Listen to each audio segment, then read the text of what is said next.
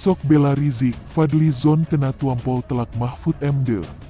Saya sebenarnya sudah menunggu apa tanggapan atau komentar atau tudingan atau nyinyiran Fadly Zon terkait soal kepulangan Rizik Syihab.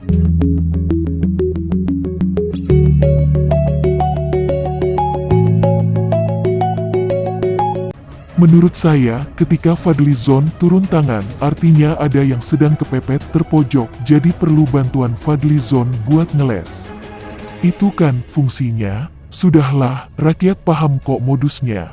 Kalau sama teman satu gerombolan, jauh-jauh didatangi, ruang DPR pun dibuka lebar. Ingat soal Ratna Sarumpait, Ahmad Dhani minta audiensi di DPR RI dulu.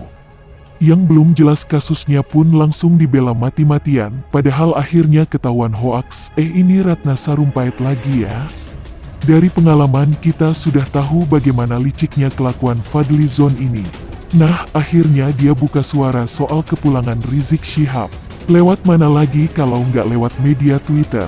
Reinhardt di Inggris yang jelas-jelas super kriminal dan memalukan Indonesia diberi bantuan hukum. Habib Rizik Syihab HRS di Saudi Arabia malah dipojokkan pernyataan-pernyataan Menko Mahfud MD Dubes RI di Saudi. Sungguh tak adil dan ironis. Selamat datang HRS, tulis Fadly Zon. Sambil ikut memainkan tagar-tagar ahlan wasahlani dan juga mentek akun Menteri Luar Negeri. Anggota Dewan kok ikut main tagar sih? Sebagai rakyat saya malu sih. Kelakuannya lebih mirip buzzer ketimbang anggota DPR RI. Nggak ada elegan-elegannya gitu. Tapi si Fadly ini kok kurang ajar ya sama imam besar, masak dibandingkan sama predator seks sih? Hehehe, duh, Mahfud MD kok diintimidasi? Itulah yang ada di benak saya ketika membaca cuitan Fadly Zon di atas. Anda milih musuh yang salah. Mahfud pun membalas telak nyinyiran Fadly Zon itu. Pak Fadly Zon, awal-awal saya jadi Menko Polhukam set mencoba menghubungi teman-teman yang dekat DGN Rizik. Maksud sih akan membantu jika diperlukan. Tapi sih dikirimi video sumpah bu dia tak mau bantuan pemerintah. Coba lihat ini. BGMN kalau kita mau membantu tapi ditolak. Kok salah terus, tulis Mahfud.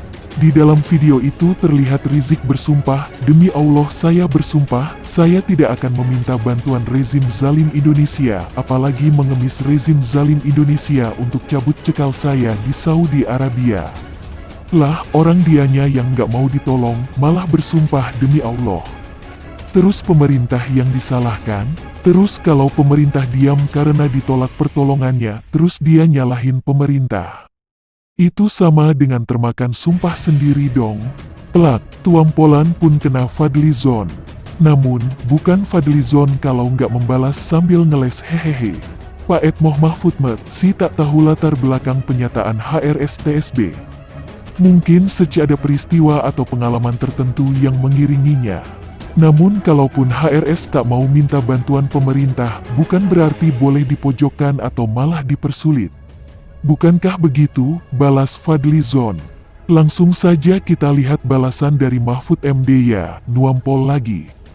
Konteksnya SBG pemerintah sih mau membantu tapi dijawab DGN video itu. Kalau kita mau bantukan harus punya dokumen dan tanda tangan dia. Bagaimana kita mendapatkan itu sementara selain ada sumpah BGT dia tak melaporkan masalahnya ke KBRI? Dari mana kita bisa membantu tanpa dokumen, balas Mahfud MD. Yang gini aja selevel Fadly Zon nggak paham ya? Hello yo, apakah Rizik itu difabel? Nggak bisa keluar rumah? Nggak bisa jalan ke kantor KBRI? Apa maunya dia didatangi ke rumah sama orang kedubes gitu? Woi, WNI yang bermasalah itu banyak di sana. Dan jelas sekali dalam pernyataan Dubes RI untuk Saudi Arabia, Agus Maftuh, bahwa prioritas KBRI Riyadh adalah kasus HPC, High Profile Case, yang berkaitan dengan hukuman mati dan nyawa.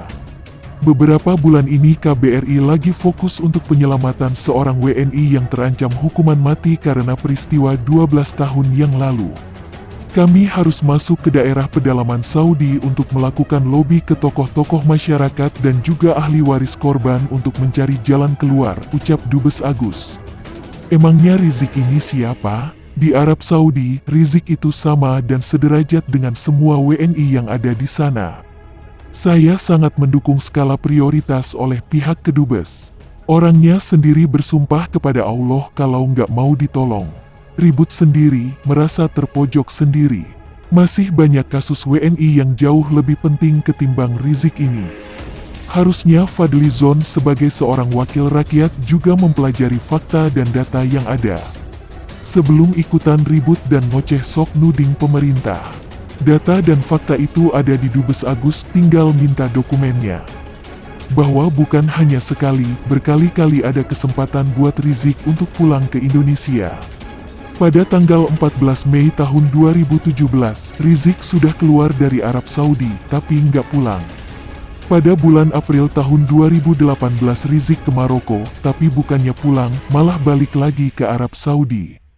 Dan pada akhir 2018, Rizik sudah memiliki bayan safar exit permit tertanggal tanggal 2 Desember tahun 2018, tapi juga tidak dipakai untuk pulang ke Indonesia. Fadlizon minta maaf atau ingin melawak. Setelah UU Omnibus Law atau UU Cipta Kerja disahkan oleh DPR pada tanggal 6 Oktober tahun 2020, Fadlizon mencoba melucu dengan cara meminta maaf kepada masyarakat. Bagi yang belum paham, Fadlizon adalah anggota DPR dari fraksi Gerindra, salah satu dari 6 fraksi yang menyetujui pengesahan UU yang akan membuat iklim investasi dan lapangan pekerjaan di negeri ini semakin semarak. Atas ocehannya meminta maaf itu, Zon layak kita nobatkan sebagai pelawak Senayan paling berbakat di bulan Oktober tahun 2020 ini. Kenapa tidak? Dia kan merupakan bagian dari wakil rakyat yang menyetujui UU tersebut, namun kenapa justru meminta maaf kepada buruh dengan dalih bahwa dirinya tidak berhasil mencegah disahkannya UU tersebut? Zon salah tempat. Mestinya dia berada di barisan PKS yang sejak awal memang bersikap menolak. Tetapi ini pun menjadi catatan tersendiri, sebab sebagai parpol yang menempatkan dirinya sebagai oposisi, partai dakwah ini memang harus berseberangan dengan pemerintah. Terlepas dari apakah sikap-sikap kontra mereka itu didasari pemikiran matang, rasional, atau berdasarkan kepentingan rakyat, hal itu pun menjadi pertanyaan tersendiri, mengingat selama ini tidak ada satupun pekerjaan atau kebijakan pemerintah yang benar di mata kelompok ini. Jadi ketika mereka jauh-jauh hari menyatakan penolakan atas RUU Omnibus Law, sikap itu sudah sesuatu yang memang seharusnya ditempuh mereka. Sebab kalau mereka seiring sejalan dengan langkah pemerintah, mau ditaruh di mana muka mereka? Maka tidak ada yang perlu dikomentari soal sikap menolak UU tersebut, sebab memang sudah begitulah seharusnya. Tapi paling tidak, PKS ini tampak lebih terhormat dari kolega mereka yang sepertinya sedang memainkan drama satu babak dalam acara kenegaraan yang penting itu. Partai Demokrat dicurigai sedang bermain sandiwara ketika mereka walk out ketika RUU itu siap diketuk palu.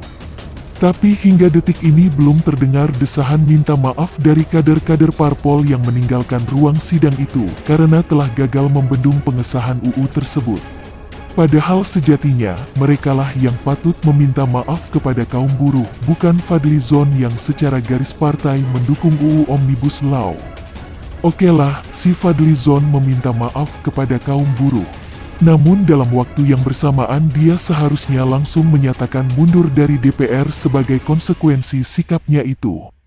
Ketika dia merasa menyesal karena gagal membela kaum buruh, dia harus secara gentleman mengundurkan diri dari kedudukannya sebagai pembawa aspirasi masyarakat, dalam hal ini kaum buruh. Maka tak heran jika banyak yang mencibir mantan wakil ketua DPR ini sebagai sedang melakukan pencitraan. Kalau dia benar-benar ingin memperjuangkan aspirasi para buruh, sikap penolakan mestinya dia gaungkan ketika belum menjadi keputusan partainya. Disitulah dia ngotot dan berjuang menyampaikan aspirasi para buruh itu. Tapi sejauh ini tidak ada berita atau informasi soal Zon berdebat sengit di lingkungan partainya untuk menolak RUU Cipta Kerja ini.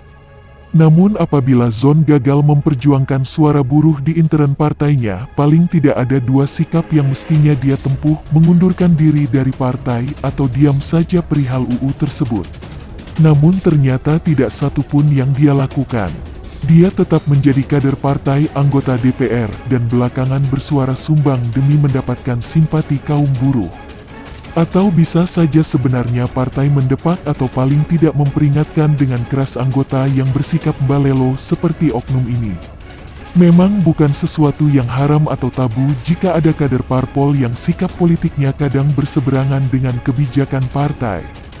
Toh banyak yang seperti itu, misalnya saja si Ferdinand Huta Hayan yang akhir-akhir ini sering berlawanan arah dari garis Partai Demokrat, tempatnya bernaung dalam beberapa tahun terakhir ini. Atau si Arief Poyuono, mantan Waketum Gerindra, yang tampaknya semakin membaik kondisinya sehingga kerap membuat statement yang tidak enak di kuping kader Partai Gerindra lainnya. Misalnya ketika belum lama ini dia mengungkapkan rahasia partai tentang isu PKI yang sebenarnya hanya bualan belaka atau omong kosong. Bahkan akhir-akhir ini dia condong menjadi Jokowers. Ferdinand dan Arief bisa saja melakukan hal-hal seperti itu dikarenakan mereka bukan wakil rakyat yang resmi di legislatif. Sebab ketika seseorang kader merangkap sebagai wakil rakyat seperti Fadlizon, suaranya bisa punya nilai atau pengaruh dalam memastikan suatu kebijakan di DPR. Misalnya bila terjadi voting dalam memutuskan nasib suatu RUU, maka suara satu orang itu sangat penting.